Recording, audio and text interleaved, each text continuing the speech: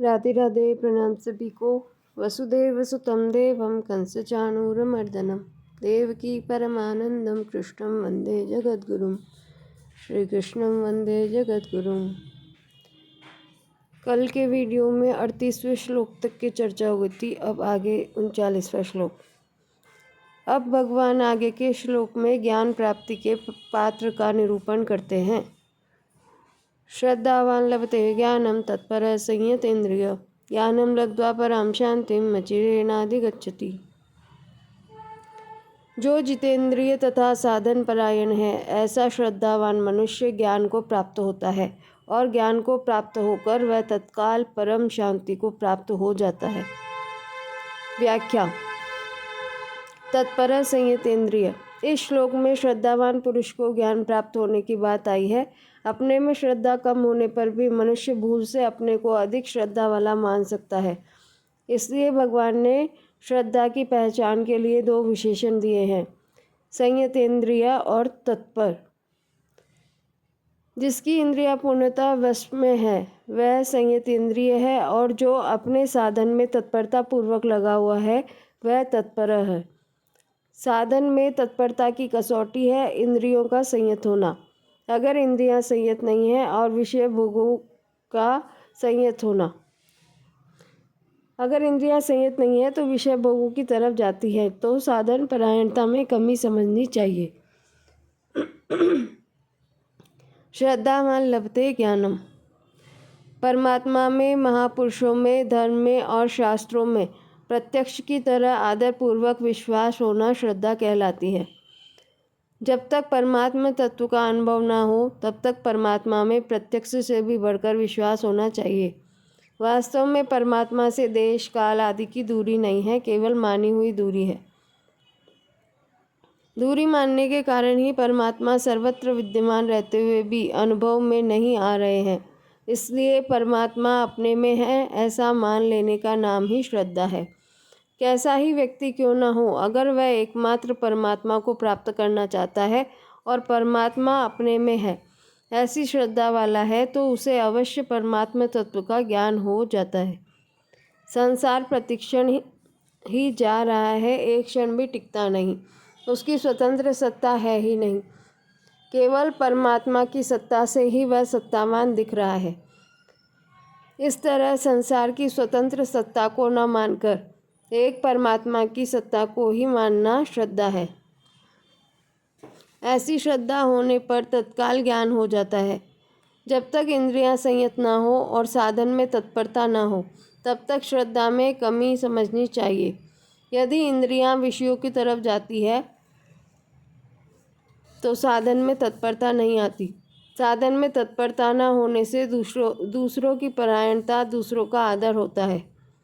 जब तक साधन परायणता नहीं होती तब तक श्रद्धा भी पूरी नहीं होती। श्रद्धा पूरी न होने के कारण ही तत्व के अनुभव में देरी लगती है, नहीं तो नित्य प्राप्त तत्व के अनुभव में देरी का कारण है ही नहीं। इसी अध्याय के 34वें श्लोक में भगवान ने गुरु के पास जाकर विधि पूर्वक ज्ञान प्राप्त करने की प्रणाली का वर्णन करते हुए 3 साधन बताए, प्रणिपात, परिप्रश्न और सेवा। यहाँ भगवान ने ज्ञान प्राप्त करने का एक साधन बताया है, श्रद्धा। 34वें श्लोक में उपदेशयन्ति पद से गुरु के द्वारा केवल ज्ञान का उपदेश देने की बात आई है। उपदेश से ज्ञान प्राप्त हो जाएगा ऐसी बात वहाँ नहीं आई, परंतु इस श्लोक में लभते पद से ज्ञान प्राप्त होने की बात आई है। तात्पर्य यह है कि 34वें श्लोक में कई साधनों से ज्ञान प्राप्त हो जाएगा ऐसा निश्चित नहीं है, परंतु इस श्लोक में कहे साधन से निश्चित रूप से ज्ञान प्राप्त हो जाता है। कारण यह है कि 34वें श्लोक में कहे साधन बहिरंग होने से, कपट भाव से तथा साधारण भाव से भी किए जा सकते हैं, परंतु इस श्लोक में कहा साधन अंतरंग होने से, कपट भाव से तथा साधारण भाव से नहीं किया जा सकता। इसलिए ज्ञान की प्राप्ति में श्रद्धा मुख्य है। ऐसा एक तत्व या बोध है जिसका अनुभव मेरे को हो सकता है और अभी हो सकता है। यही वास्तव में श्रद्धा है। तत्व भी विद्यमान है, मैं भी विद्यमान हूँ और तत्व का अनुभव करना भी चाहता हूँ। फिर देरी किस बात की? विशेष बात। बड़े आश्चर्य की बात है कि जो नित्य निरंतर विद्यमान रहता है वह तो प्रिय नहीं लगता, और जो निरंतर ही बदल रहा है, जा रहा है, वह संसार प्रिय लगता है। इसमें कारण यही है कि जिस संसार की एक क्षण भी स्थिति नहीं है, जो निरंतर ही अभाव में जा रहा है, उसे हम स्थायी मान लेते हैं। स्थायी मानने के कारण ही उससे स्थायी सुख लेना चाहते हैं, जो सर्वथा असंभव है। सुख लेने के लिए हम संसार में अपनापन कर लेते हैं, जो किसी भी काल में अपना नहीं है। अपनी वस्तु वही है जो हमसे कभी अलग नहीं होती और जिससे हम कभी अलग नहीं होते। यदि संसार अपना होता तो प्रत्येक परिस्थिति हमारे साथ रहती, परंतु न तो परिस्थिति हमारे साथ रहती है और न हम ही परिस्थिति के साथ रहते हैं, इसलिए वह अपनी है ही नहीं। जिन अंतःकरण और इंद्रियों से हम संसार को देखते हैं, उन्हें भी हम भूल से अपनी मान लेते हैं, परंतु इन पर भी हमारा कोई अधिकार नहीं चलता। अंतःकरण और इंद्रियों सहित संपूर्ण संसार प्रलय की ओर जा रहा है, उसकी स्थिति है ही नहीं। संसार की प्रतीति मात्र होती है, इसलिए इसकी प्राप्ति कभी हो ही नहीं सकती।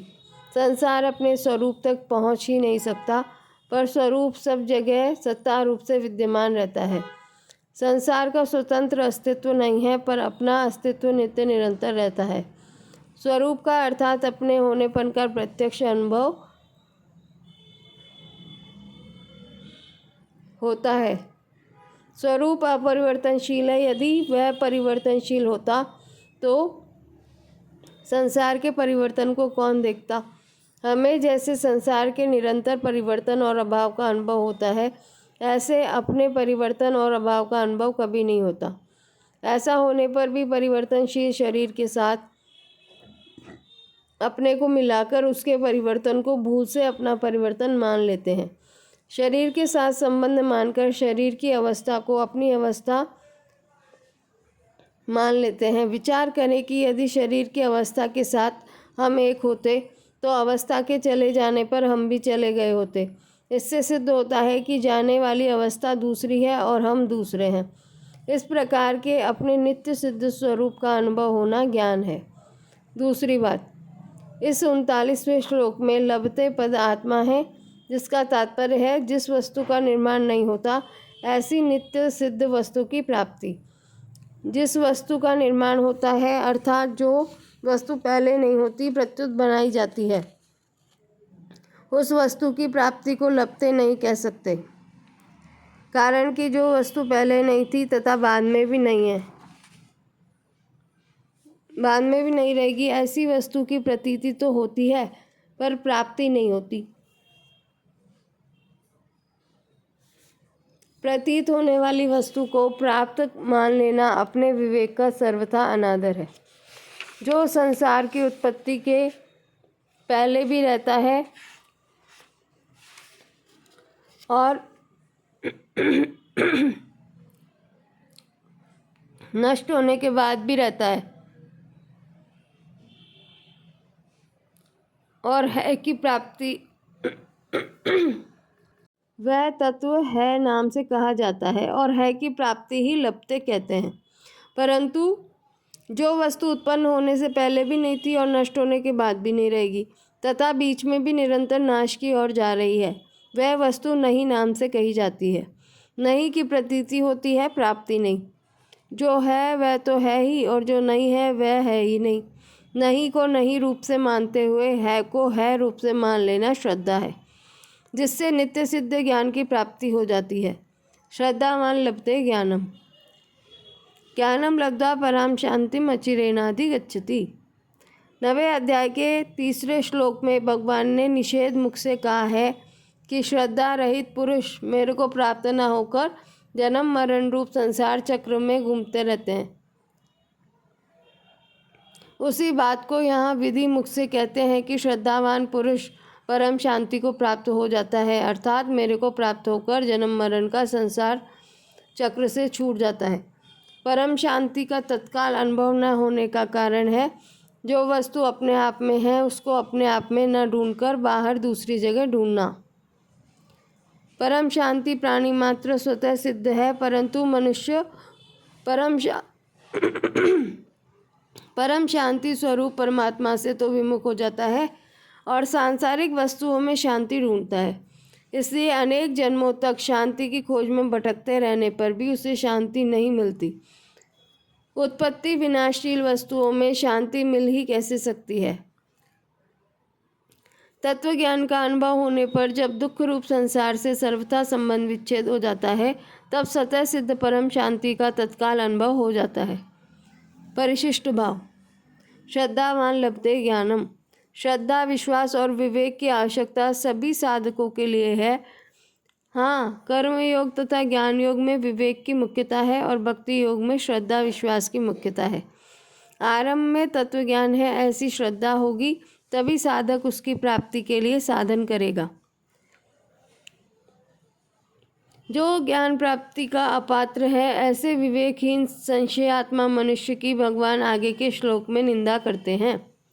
अज्ञश्च श्रद्धानश्च संशयात्मा विनश्यति नायम लोकोस्ति न परो न सुखम संशयात्मना। विवेकहीन और श्रद्धा रहित संशयात्मा मनुष्य का पतन हो जाता है। ऐसे संशयात्मा मनुष्य के लिए न तो यह लोक हितकारक है, न परलोक हितकारक है और न सुखी है। व्याख्या। अज्ञश्च श्रद्धानश्च संशयात्मा विनश्यति। जिस पुरुष का विवेक अभी जागृत नहीं हुआ है तथा जितना विवेक जागृत हुआ है उसको महत्व नहीं देता और साथ ही में जो अश्रद्धालु है ऐसे संशय युक्त पुरुष का पारमार्थिक मार्ग से पतन हो जाता है। कारण कि संशय युक्त पुरुष की अपनी बुद्धि तो प्राकृत शिक्षा रहित है और दूसरे की बात का आदर नहीं करता। फिर ऐसे पुरुष के संशय कैसे नष्ट हो सकते हैं और संशय नष्ट हुए बिना उसकी उन्नति भी कैसे हो सकती है। अलग अलग बातों को सुनने से यह ठीक है अथवा वह ठीक है, इस प्रकार संदेह युक्त पुरुष का नाम संशयात्मा है। पारमार्थिक मार्ग पर चलने वाले साधक में संशय पैदा होना स्वाभाविक है, क्योंकि वह किसी भी विषय को पढ़ेगा तो कुछ समझेगा और कुछ नहीं समझेगा। जिस विषय को कुछ नहीं समझते उस विषय में संशय पैदा नहीं होता और जिस विषय को पूरा समझते हैं उस विषय में संशय नहीं रहता। अतः संशय सदा अधूरे ज्ञान में ही पैदा होता है, इसी को अज्ञान कहते हैं। इसलिए संशय का उत्पन्न होना हानिकारक नहीं है, प्रत्युत संशय को बनाए रखना और उसे दूर करने की चेष्टा न करना हानिकारक है। संशय को दूर करने की चेष्टा न करने पर वह संशय ही सिद्धांत बन जाता है। कारण कि संशय दूर न होने पर मनुष्य सोचता है कि पारमार्थिक मार्ग में सब कुछ ढकोसला है और ऐसा सोचकर उसे छोड़ देता है तथा नास्तिक बन जाता है। परिणाम स्वरूप उसका पतन हो जाता है। इसलिए अपने भीतर संशय का रहना साधक को बुरा लगना चाहिए। संशय बुरा लगने पर जिज्ञासा जागृत होती है, जिसकी पूर्ति होने पर संशय विनाशक ज्ञान की प्राप्ति होती है। साधक का लक्षण है खोज करना। यदि वह मन और इंद्रियों से देखी बात को ही सत्य मान लेता है तो वही रुक जाता है, आगे नहीं बढ़ पाता। साधक को निरंतर आगे ही बढ़ते रहना चाहिए। जैसे रास्ते पर चलते समय मनुष्य यह न देखे कि कितने मील आगे आ गए, प्रत्युत यह देखे कि कितने मील बाकी रह गए, तब वह ठीक अपने लक्ष्य तक पहुंच जाएगा।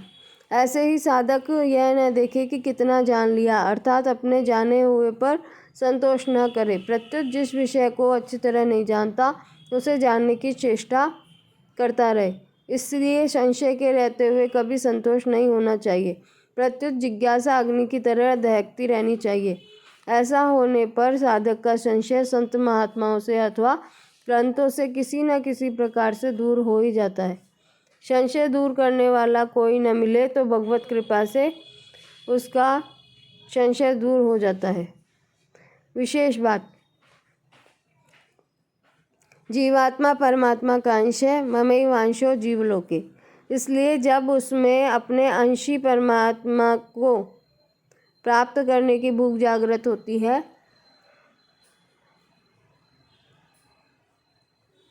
और उसकी पूर्ति न होने पर दुख होता है, तब उस दुख को भगवान सह नहीं सकते,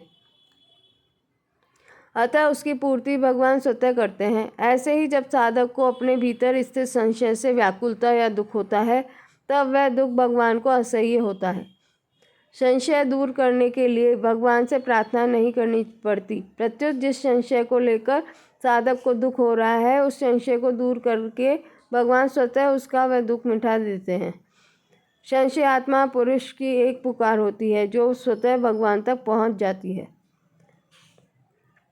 संशय के कारण साधक की वास्तविक उन्नति रुक जाती है, इसलिए संशय दूर करने में ही उसका हित है। भगवान प्राणी मात्र के सुहृद है, सुहृदम सर्वभूतानां। इसलिए जिस संशय को लेकर मनुष्य व्याकुल होता है और वह व्याकुलता उसे असह्य हो जाती है, तो भगवान उस संशय को किसी भी रीति उपाय से दूर कर देते हैं। गलती यही होती है कि मनुष्य जितना जान लेता है उसी को पूरा समझकर अभिमान कर लेता है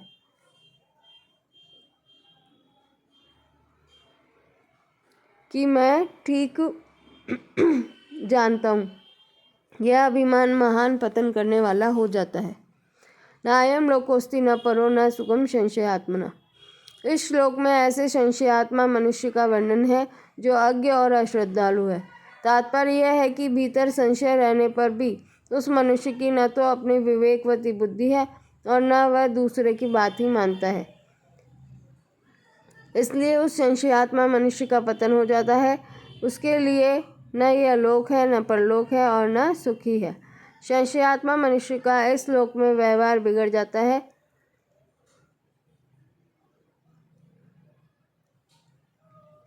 कारण कि वह प्रत्येक विषय में संशय करता है, जैसे यह आदमी ठीक है या बेठीक है, यह भोजन ठीक है या बेठीक है, इसमें हमारा हित है या अहित है आदि। उस संशयात्मा मनुष्य को परलोक में भी कल्याण की प्राप्ति नहीं होती, क्योंकि कल्याण में निश्चयात्मिका बुद्धि की आवश्यकता होती है और संशयात्मा मनुष्य दुविधा में रहने के कारण कोई एक निश्चय नहीं कर सकता, जैसे जप करूं या स्वाध्याय करूं, संसार का काम करूं या परमात्मा प्राप्ति करूं आदि। भीतर संशय भरे रहने के कारण उसके मन में भी सुख शांति नहीं रहती। इसलिए विवेकवती बुद्धि और श्रद्धा के द्वारा संशय को अवश्य ही मिटा देना चाहिए। दो अलग अलग बातों को पढ़ने सुनने से संशय पैदा होता है। वह संशय या तो विवेक विचार के द्वारा दूर हो जाता है या शास्त्र तथा संत महापुरुषों की बातों को श्रद्धापूर्वक मानने से। इसलिए संशय युक्त पुरुष में यदि अज्ञता है तो वह विवेक विचार को बढ़ाए और यदि अश्रद्धा है तो श्रद्धा को बढ़ाए, क्योंकि इन दोनों में से किसी एक को विशेषता से अपनाए बिना संशय दूर नहीं होता। परिशिष्ट भाव। ज्ञान हो तो संशय मिट जाता है, ज्ञान संचिन्न संशयम, और श्रद्धा हो तो भी संशय मिट जाता है, श्रद्धावान लभते ज्ञानम। परंतु ज्ञान और श्रद्धा ये दोनों ही न हो तो संशय नहीं मिट सकता। इसलिए जिस संशयात्मा मनुष्य में न तो ज्ञान और न श्रद्धा ही है, अर्थात जो न तो खुद जानता है और न दूसरे की बात मानता है, उसका पतन हो जाता है। भगवान ने 33वें श्लोक में ज्ञान योग का प्रकरण आरंभ करते हुए ज्ञान प्राप्ति का उपाय तथा ज्ञान की महिमा बताई। जो ज्ञान गुरु के पास रहकर उसकी सेवा आदि करने से होता है, वही ज्ञान कर्मयोग से सिद्ध हुए मनुष्य को अपने आप प्राप्त हो जाता है। ऐसा बताकर भगवान ने ज्ञान प्राप्ति के पात्र अपात्र का वर्णन करते हुए प्रकरण का उपसंहार किया। अब प्रश्न होता है कि सिद्ध होने के लिए कर्मयोगी को क्या करना चाहिए। इसका उत्तर भगवान आगे के श्लोक में देते हैं। योग संन्यस्त कर्माणं ज्ञान संचिन्न संशयम् आत्मवन्तं न कर्माणि निबंधन्ति धनंजय। हे धनंजय, योग समता के द्वारा जिसका संपूर्ण कर्मों से संबंध विच्छेद हो गया है और विवेक ज्ञान के द्वारा जिसके संपूर्ण संशयों का नाश हो गया है, ऐसे स्वरूप परायण मनुष्य को कर्म नहीं बांधते। व्याख्या। योग संन्यस्त कर्माणम। शरीर, इंद्रिया, मन, बुद्धि आदि जो वस्तुएं हमें मिली है और हमारी दिखती है, वे सब दूसरों की सेवा के लिए ही है, अपना अधिकार जमाने के लिए नहीं। इस दृष्टि से जब उन वस्तुओं को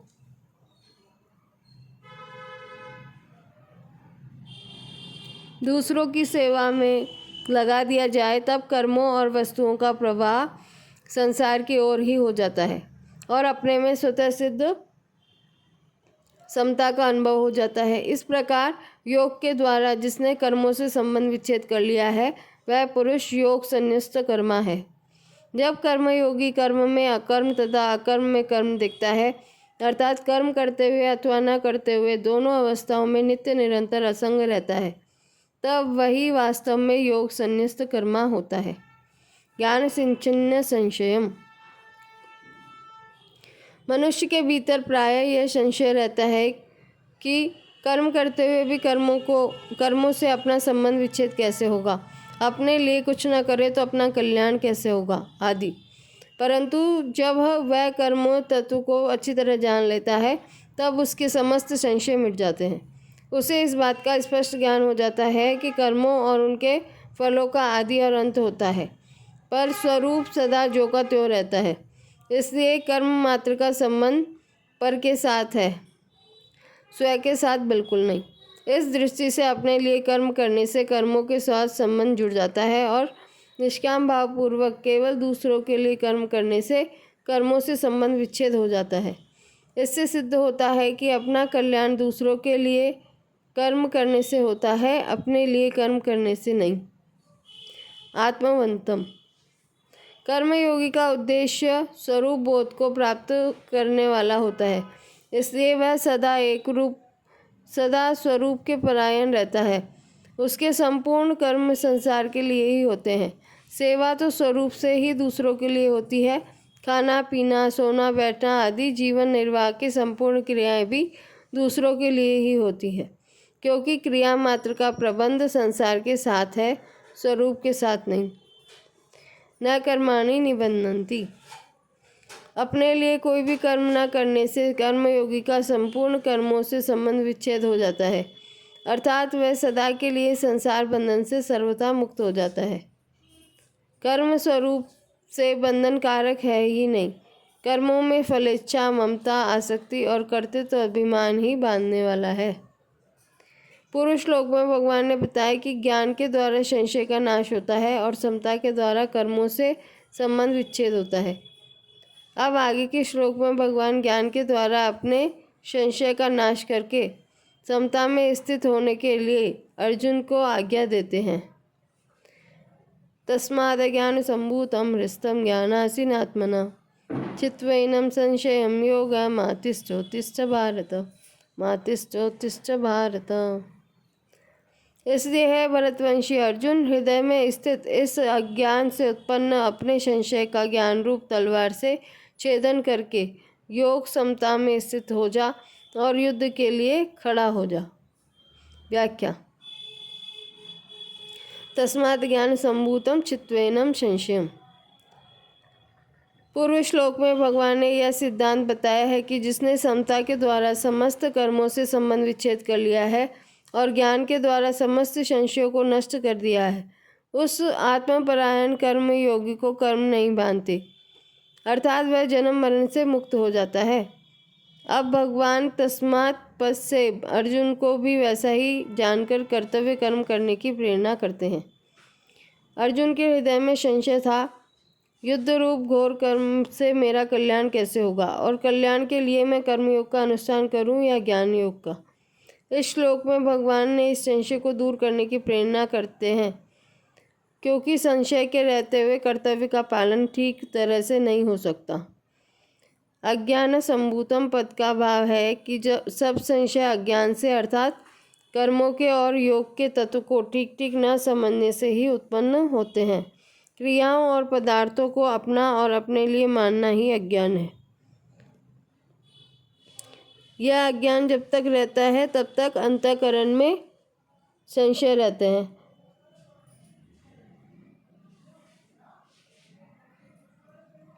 क्योंकि क्रियाएं और पदार्थ विनाशी हैं और स्वरूप अविनाशी है। तीसरे अध्याय में कर्मयोग का आचरण करने की और इस चौथे अध्याय में कर्मयोग को तत्व से जानने की बात विशेष रूप से आई है। कारण कि कर्म करने के साथ साथ कर्म को जानने की भी बहुत आवश्यकता है। ठीक ठीक जाने बिना कोई भी कर्म बढ़िया रीति से नहीं होता। इसके सिवाय अच्छी तरह जानकर कर्म करने से जो कर्म बांधने वाले होते हैं वे ही कर्म मुक्त करने वाले भी होते हैं। पूर्व श्लोक में भी ज्ञान संचिन्न संशयम पद इसी अर्थ में आया है। जो मनुष्य कर्म करने की विद्या को जान लेता है उसके समस्त संशयों का नाश हो जाता है। कर्म करने की विद्या है, अपने लिए कुछ करना है ही नहीं। योग मातिश्चोतिश्च भारत। अर्जुन अपने धनुष बाण का त्याग करके रथ के मध्य भाग में बैठ गए। उन्होंने भगवान से साफ कह दिया कि मैं युद्ध नहीं करूँगा, न योग से। यहाँ भगवान अर्जुन को योग में स्थित होकर युद्ध के लिए खड़े हो जाने की आज्ञा देते हैं। यही बात भगवान ने दूसरे अध्याय के 48वें श्लोक में योगस्थ कुरु कर्माणि, योग में स्थित होकर कर्तव्य कर्म कर पदों से भी कही थी। योग का अर्थ समता है। समत्वम योग उच्यते। अर्जुन युद्ध को पाप समझते थे, इसलिए भगवान ने अर्जुन को समता में स्थित होकर युद्ध करने की आज्ञा देते हैं। क्योंकि समता में स्थित होकर युद्ध करने से पाप नहीं लगता, इसलिए समता में स्थित होकर कर्तव्य कर्म करना ही कर्म बंधन से छूटने का उपाय है। संसार में रात दिन अनेक कर्म होते रहते हैं, पर उन कर्मों में राग द्वेष न होने से हम संसार के उन कर्मों से बंधते नहीं, प्रत्युत निर्लिप्त रहते हैं। जिन कर्मों में हमारा राग या द्वेष हो जाता है उन्हीं कर्मों से हम बंधते हैं। कारण कि राग या द्वेष से कर्मों के साथ अपना संबंध जुड़ जाता है। जब राग द्वेष नहीं रहते अर्थात समता आ जाती है तब कर्मों के साथ अपना संबंध नहीं जुड़ता, अतः मनुष्य कर्म बंधन से मुक्त हो जाता है। अपने स्वरूप को देखे तो उसमें समता स्वतः सिद्ध है। विचार करें कि प्रत्येक कर्म का प्रारंभ होता है और समाप्ति होती है। उन कर्मों का फल भी आदि और अंत वाला है, परंतु स्वरूप निरंतर जो का त्यों रहता है।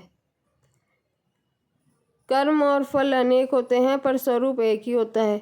अतः कोई भी कर्म अपने लिए न करने से और किसी भी पदार्थ को अपना और अपने लिए न मानने से जब क्रिया पदार्थ रूप संसार से सर्वथा संबंध विच्छेद हो जाता है तब स्वतः सिद्ध समता का अपने आप में अनुभव हो जाता है।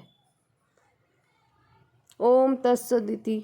श्रीमद्भगवद्गीतासु उपनिषत्सु ब्रह्म विद्यायां योगशास्त्रे श्रीकृष्णार्जुन संवादे ज्ञान कर्म संन्यास योगो नाम चतुर्थोऽध्याय। श्री कृष्णार्पणमस्तु। इस प्रकार ओम तत्सत इन भगवान नामों के उच्चारण पूर्वक ब्रह्म विद्या और योग शास्त्र में श्रीमद् भगवद गीतोपनिषद रूप श्री कृष्णार्जुन संवाद में ज्ञान कर्म संन्यास योग नामक चौथा अध्याय पूर्ण हुआ। तत्व ज्ञान की प्राप्ति के लिए कर्मयोग और सांख्य योग का वर्णन होने से इस चौथे अध्याय का नाम ज्ञान कर्म संन्यास योग है। चौथे अध्याय के पद, अक्षर और उवाच। पहला, इस अध्याय में अथ चतुर्थो अध्याय के 3 अर्जुन उवाच आदि पदों के 6 श्लोकों के 511 और पुष्पिका के 13 पद हैं। इस प्रकार संपूर्ण पदों का योग 533 है। 533 है, क्षमा करें। दूसरा, इस अध्याय में अथ चतुर्थ अध्याय के 7 अर्जुन उवाच आदि पदों के 20 श्लोकों के 1344 और पुष्पिका के 50 अक्षर हैं। इस प्रकार संपूर्ण अक्षरों का योग 1421 है। इस अध्याय के सभी श्लोक 32 अक्षरों के हैं। तीसरा, इस अध्याय में 3 उवाच हैं। दोनों 3 उवाच हैं, 2 श्री भगवान वाच और 1 अर्जुन उवाच। चौथे अध्याय में प्रयुक्त छंद। इस अध्याय के 42 श्लोकों में से 31वें और 38वें श्लोक के प्रथम चरण में तथा दूसरे 10वें, 13वें और 40वें श्लोक के तृतीय चरण में नगण प्रयुक्त होने से न विपुला, छठे श्लोक के प्रथम चरण में रगन प्रयुक्त होने से र विपुला और 24वें श्लोक के प्रथम चरण में तथा 30वें श्लोक के तृतीय चरण में भगन प्रयुक्त होने से भय विपुला संज्ञा वाले छंद हैं। शेष 33 श्लोक ठीक पथ्या वक्त्र अनुष्टुप छंद के लक्षणों से युक्त है। नारायण नारायण नारायण। तो आज अपना चौथा अध्याय भी पूर्ण हो गया ठाकुर जी की कृपा से, स्वामी जी महाराज की कृपा से। और अब कल 5वें अध्याय शुरू करेंगे। कल गीता जयंती थी तो जयपुर में श्री डूंगर जी महाराज का सत्संग था। स्वामी जी महाराज की सेवा में रहे हुए संत हैं, वो बहुत ही अच्छे संत हैं। तो वहाँ पे छोटे छोटे बच्चों को बुलाया गया था, गीता पाठ किया था उन्होंने। 3 अध्यायों का पाठ सुनाया था, 12वां, 15वां और 16वां। इतने छोटे छोटे, एकदम छोटे छोटे बच्चे थे, उनको भी याद थी गीता जी। तो ऐसे आप भी घर में अपने बच्चों को सिखा सकते हैं। ये सब रोज़ गीता जी के 1-1 श्लोक सिखाएं, आधा सिखाएं और नित्य पठनीय श्लोकों का रोज़ पाठ कराएं तो उनको भी याद हो सकता है। कोई बड़ी बात नहीं, गीता जी याद करना, बस कृपा होनी चाहिए संतों की और गीता जी की। तो ये सब आप करके देख सकते हैं। देखते देखते चौथा अध्याय पूरा हो गया। कल 5वें अध्याय से चालू करेंगे। तो अब कल मिलते हैं। राधे राधे।